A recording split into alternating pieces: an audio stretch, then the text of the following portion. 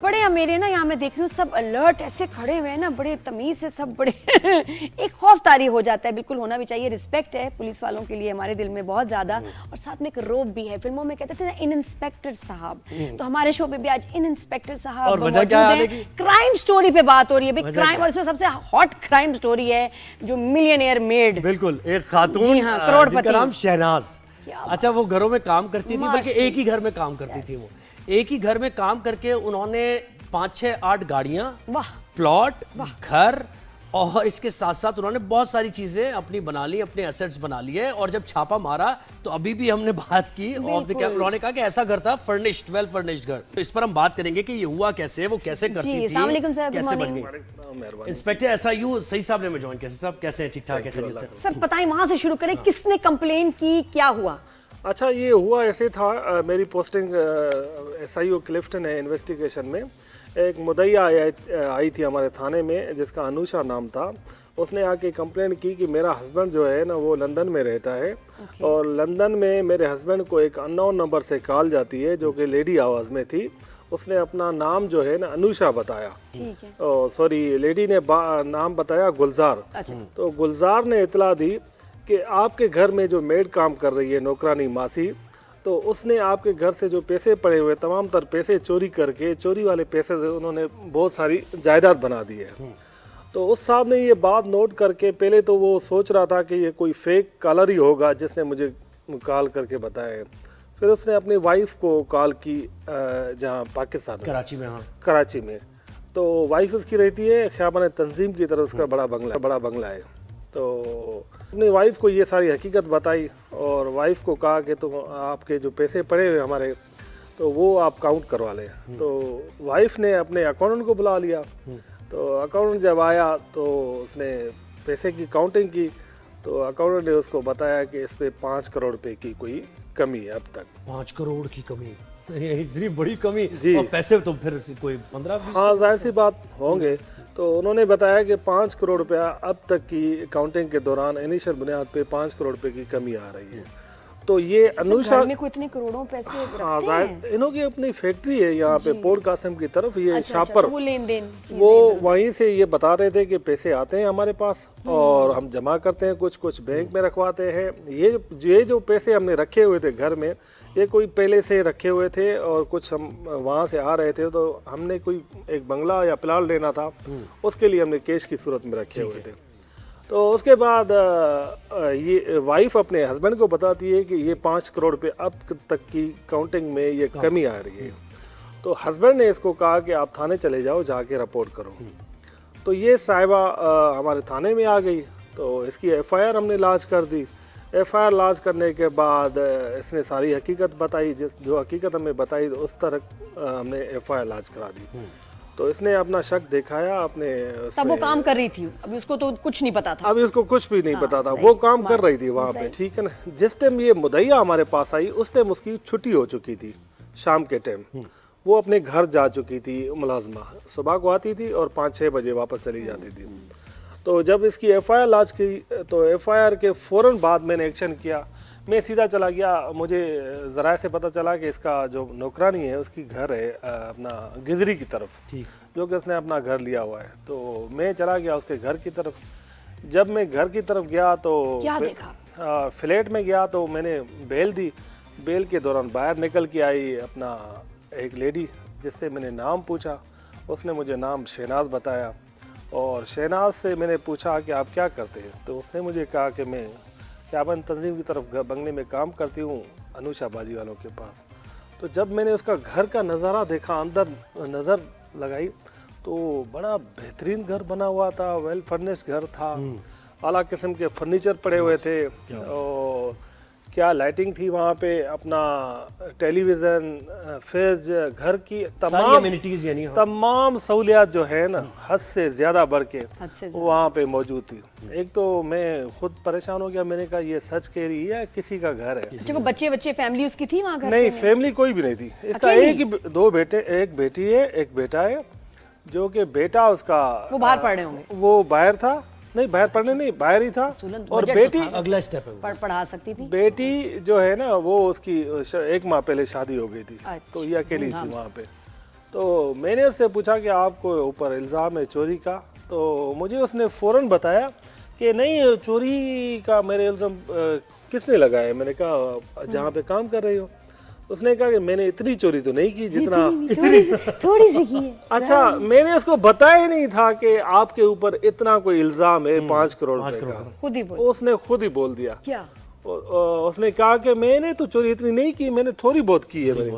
मैंने कहा चलो ठीक है, जितनी भी तूने चोरी की है वो आप मुझे रिटर्न कर दें ताकि मैं मालिक के हवाले करूं।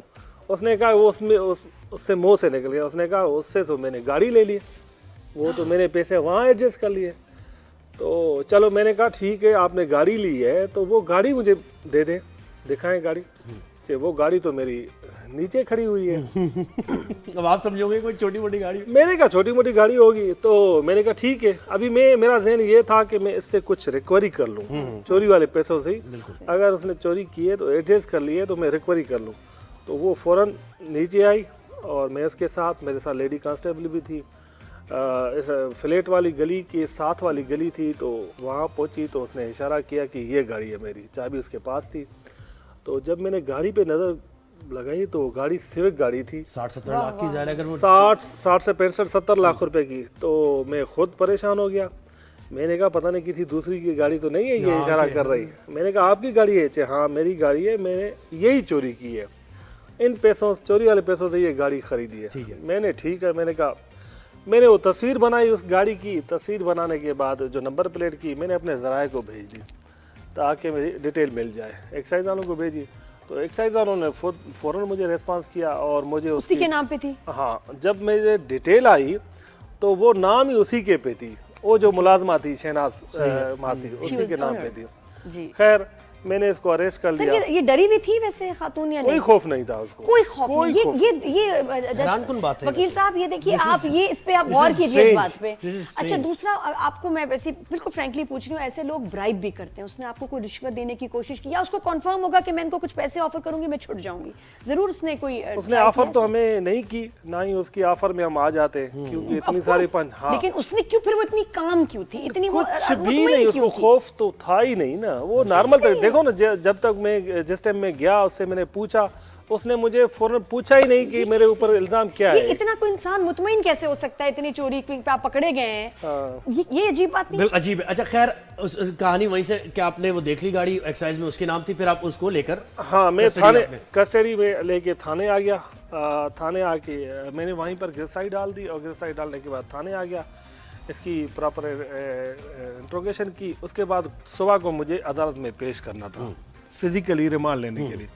फिर जब अदालत में मैंने पेश किया इसको तो अदालत ने मुझे इसको 3 दिन का रिमांड दिया और मैं सुबह को लेके आया।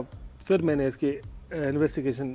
सर ये रिमांड क्या होता है? रिमांड में क्या? ये फिजिकली रिमांड होता है। वैसे भी जब कोई खातून हो, हाँ खातून हो तो हम होता है ऐसे ही कि अदालत में हम किसी भी बंदे को अरेस्ट करते हैं तो पहले इन्फॉर्म करते हैं हम कोर्ट को, उसका फिजिकली हम रिमांड लेते हैं। वो क्या होता है? उसमें क्या होता है? वो ये है कि मुलजिम जो भी पकड़ा जाता है तो वो जज साहब को रिक्वेस्ट करते हैं कि ये हमारे हवाले किया जाए, जेल नहीं भेजा जाए, ताकि इसकी तफ्तीश हम मुकम्मल करें। इसके ऊपर जो इल्ज़ाम है सच्चा है झूठा है तो वो उसकी हम इन्वेस्टिगेशन करते हैं कि ये इन्वॉल्व है या एक तो नेटवर्क वो है। फिजिकली बंदा हमारे पास होगा तो हम उससे पूछताछ करेंगे। तो इसलिए हम वो फिजिकली रिमांड। अच्छा, फिर आपने रिमांड ले लिया? हमने रिमांड ले लिया। तो रिमांड लेने के बाद मैंने इसके प्रॉपर इंट्रोगेशन की। इंट्रोगेशन ने उसने सारा कुछ इंकशाफ कर दिया कि मैंने जो है तमाम तर इसके पैसे चुरा करे और चोरी वाले पैसों से मैंने एक सिविक गाड़ी ले ली है और 3 गाड़ियाँ अल्टो मैंने ले ली है, 3 मैंने बाइक ले ली है। और जो कि मेरे,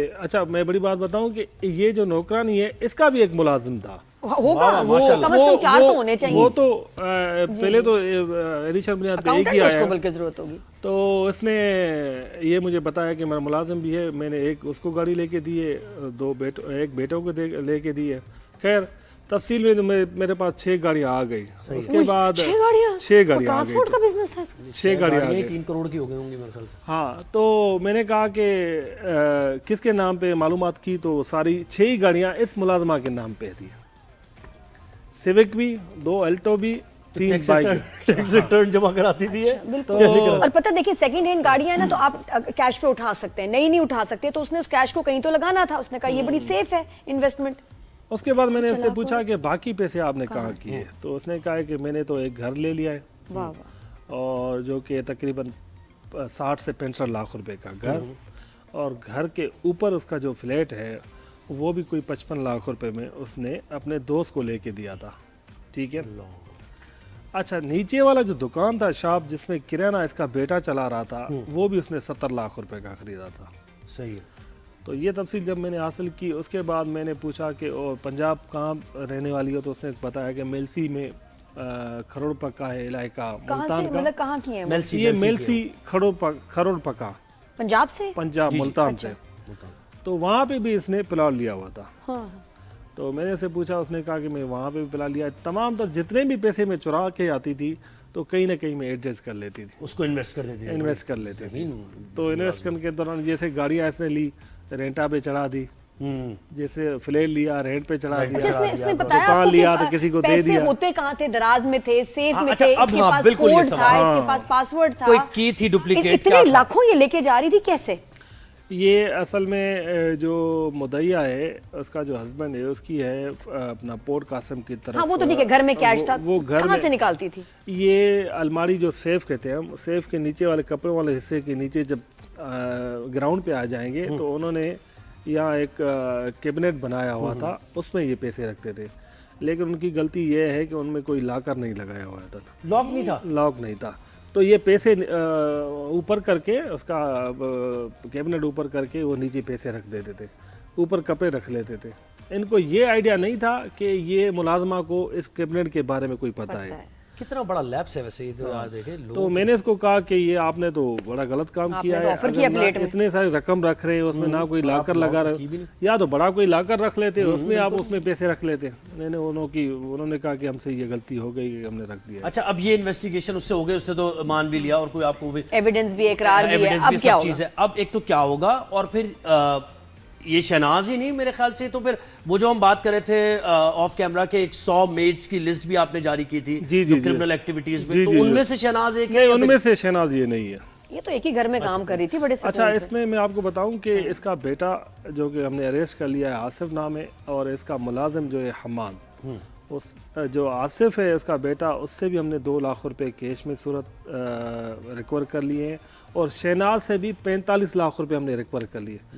अच्छा, बड़ी बात बताऊं कि शहनाज के बैंक अकाउंट भी हैं, उसमें 35 लाख था, और उसमें कोई यूबीएल बैंक में 31 लाख रुपए, और जो मीज़ान बैंक थी उसमें से तकरीबन 6,40,000। तो इसको क्या सजा होगी? क्योंकि वक्त कम है, से बताएं अब इसके साथ होगा क्या? ये सज़ा ये होगी कि हमने सेक्शन लगाए 381 और 109 और 34 रीड विथ, तो इसमें सजा तकरीबन 10 से 11 साल होगा। और लोगों को क्या मशवरा देते हैं आप जो लोग मेड और रखते हैं, माफ नहीं क्या करना SOP चाहिए, फॉलो बिल्कुल करें? माफ नहीं करना चाहिए। लोगों को मैं मशवरा ये दूंगा, मैसेज दूंगा कि जो भी मेड रखें और चेक एंड बैलेंस रखें, उसका उसमें ब्लाइंड फेथ ना करें। जैसे इन्होंने ब्लाइंड फेथ किया हुआ था, 15 साल से मुलाजमा थी, इनको उन कमरे में एक्सेस दिया हुआ था जहाँ पे इसकी रकम थी।